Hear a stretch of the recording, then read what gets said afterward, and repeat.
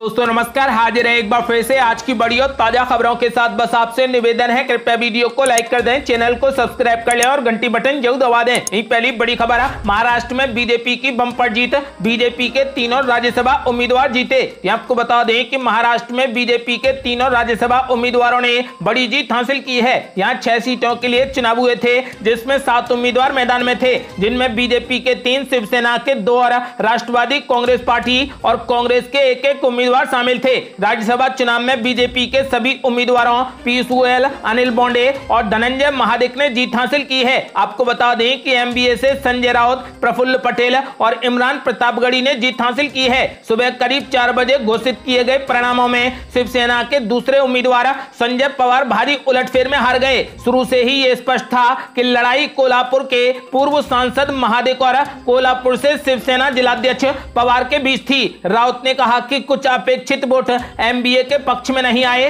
कुछ कारणों से शिवसेना उम्मीदवार की हार हुई। आपको बता दें कि फिलहाल बीजेपी ने बड़ी जीत हासिल करते हुए राज्यसभा की 3 सीटें महाराष्ट्र में जीत ली हैं।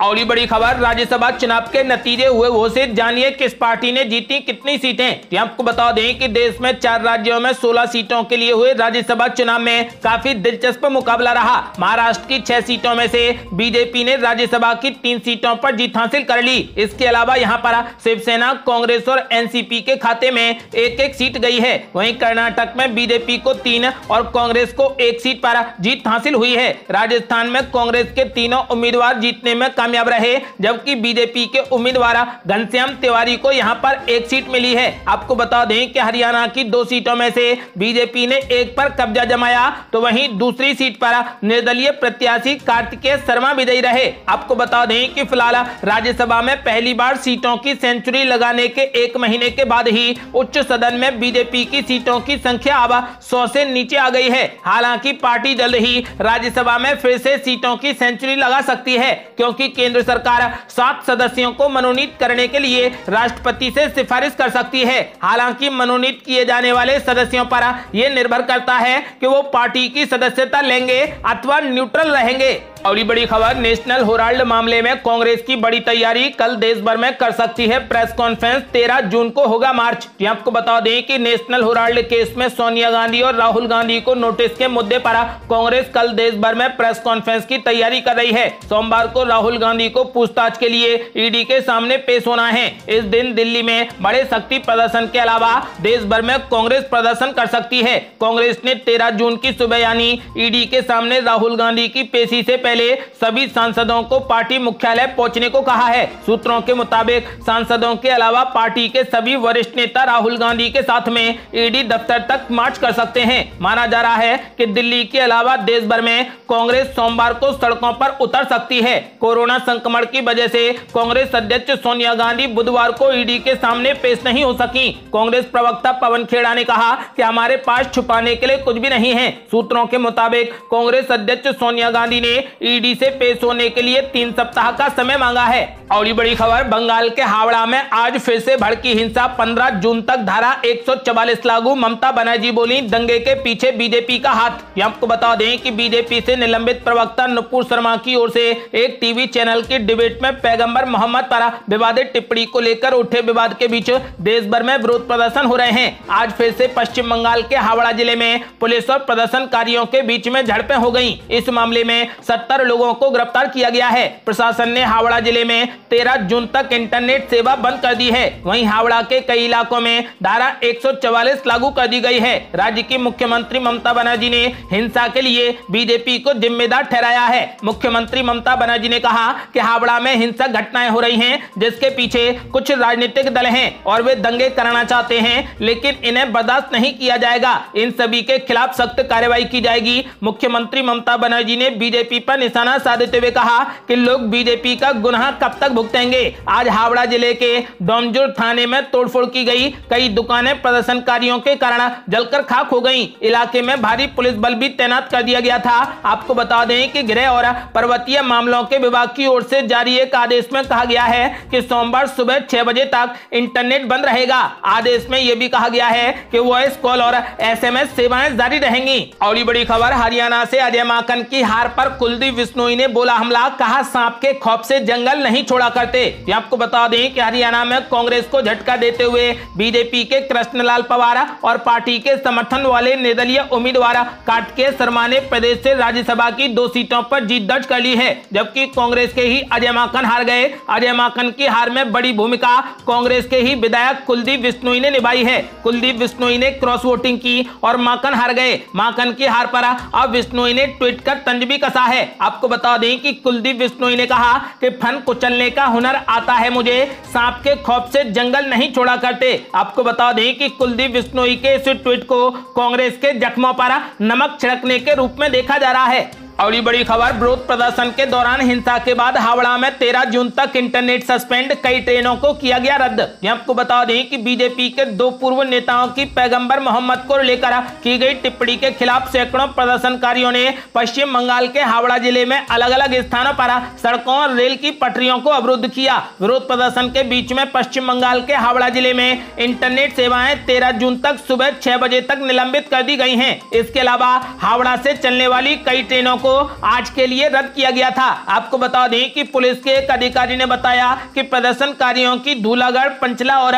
उलूबेरिया में पुलिस के साथ में तब झड़प हुई जब उन्होंने राष्ट्रीय राजमार्ग 6 की नाकेबंदी खुलवाने की कोशिश की। एक प्रदर्शनकारी ने कहा कि बीजेपी के पूर्व नेताओं को उनकी धार्मिक भावनाओं को आहत करने वाली टिप्पणी के लिए फौरन गिरफ्तार किया जाना चाहिए। और ये बड़ी खबर, मुस्लिम समाज के बाद अब सड़कों पर उतरने की तैयारी में संत समाज काशी धर्म परिषद की बैठक में लिया गया बड़ा फैसला।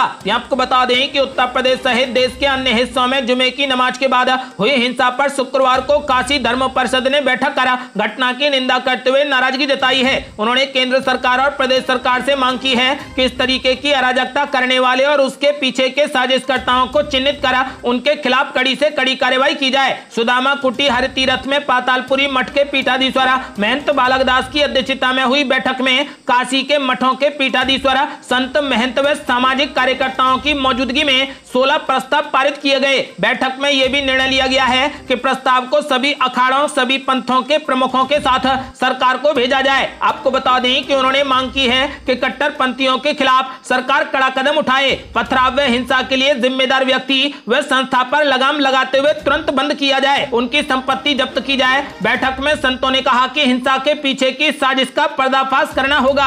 हिंदू देवी देवताओं पर अपमानजनक टिप्पणी करने, फिल्मों में मजाक बनाने वालों को सरकार से तत्काल जेल भेजने की मांग की गई है। बैठक में रांची में हनुमान मंदिर में तोड़फोड़ और हमले की भी निंदा की गई है। काशी धर्म परिषद की बैठक में मांग की गई है कि ज्ञानवापी पर सच बोलने वाले अफसर बाबा को स्थायी सुरक्षा दी जाए। अफसर बाबा के हमलावरों को गिरफ्तार कर रासुका लगे। काशी धर्म परिषद ने ऐलान किया है कि वो नुपुर शर्मा के साथ हैं और वो चाहते हैं कि उन्हें रेप की धमकी देने वालों पर रासुका लगे। काशी धर्म परिषद की बैठक में यह भी फैसला लिया गया है कि इस मामले में जल्द ही संत महात्माओं व नागा साधुओं की संयुक्त बैठक कर आगे की रणनीति तैयार की जाएगी। देश को बचाने के लिए संत भी सड़क पर उतरेंगे। इसके अलावा संत समाज की शहर स्तर पर इकाई गठित की जाएगी जिसमें सभी पंथों के लोग शामिल होंगे और बड़ा फैसला करेंगे। और ये बड़ी खबर, पैगंबर मोहम्मद की टिप्पणी पर ममता बनर्जी का बड़ा ऐलान, कहा बीजेपी से नाराजगी है तो दिल्ली जाकर करें विरोध प्रदर्शन। आपको बता दें कि पूर्व बीजेपी प्रवक्ता नुपुर शर्मा द्वारा पैगंबर मोहम्मद पर आपत्तिजनक टिप्पणी के मामले में कोलकाता में हो रहे विरोध प्रदर्शन को लेकर मुख्यमंत्री ममता बनर्जी ने कहा कि बंगाल में कुछ नहीं हुआ है, अगर आपको विरोध करना है तो वहां पर करें जहां पर बीजेपी की सरकार है, या फिर विरोध दिल्ली में जाकर करें। ममता बनर्जी ने राज्य सचिवालय में कहा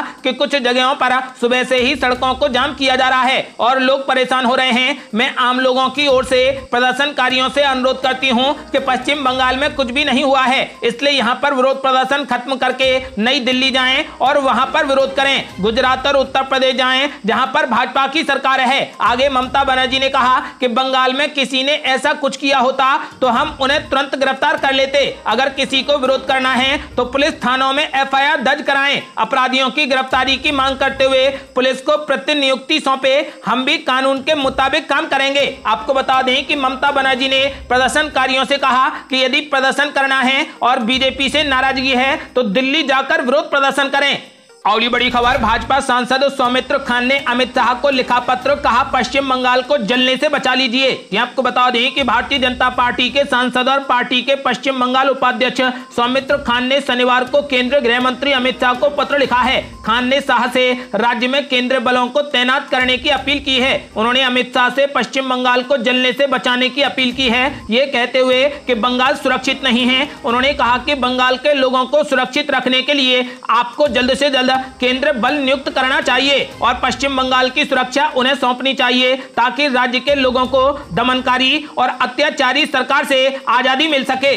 अगली बड़ी खबर, देश के कई हिस्सों में बवाल के बाद केंद्रीय गृह मंत्रालय ने राज्यों को जारी किया अलर्ट। ये आपको बता दें कि गृह मंत्रालय के एक वरिष्ठ अधिकारी ने जानकारी दी है कि उन्होंने सभी राज्यों और केंद्र शासित प्रदेशों की पुलिस को अलर्ट भेजा है। उनका कहना है कि किसी भी समय हिंसा होने के आसार हैं, ऐसे में उन्हें निशाना बनाया जा सकता है, इसलिए सभी राज्य और केंद्र शासित प्रदेश की पुलिस को सतर्क रहने के लिए कहा गया है। वरिष्ठ अधिकारी के अनुसार देश की शांति भंग करने के लिए जानबूझकर प्रयास किए जा रहे हैं। आगे भी ऐसा किया जा सकता है, उससे पहले हमारी पुलिस और जरूरत पड़ने पर अर्धसैनिक बल को भी अलर्ट मोड पर रहने की आवश्यकता होगी। किसी भी अनहोनी का मुकाबला करने के लिए तैनात पुलिसकर्मियों को कानून व्यवस्था की स्थिति बनाए रखने के लिए उचित दंगा गियर में रहने के आदेश दिए गए हैं। उनका कहना है कि राज्यों में किसी भी तरीके के भड़काऊ भाषण देने वाले तत्वों पर नजर रखने के लिए कई निर्देश जारी किए गए हैं।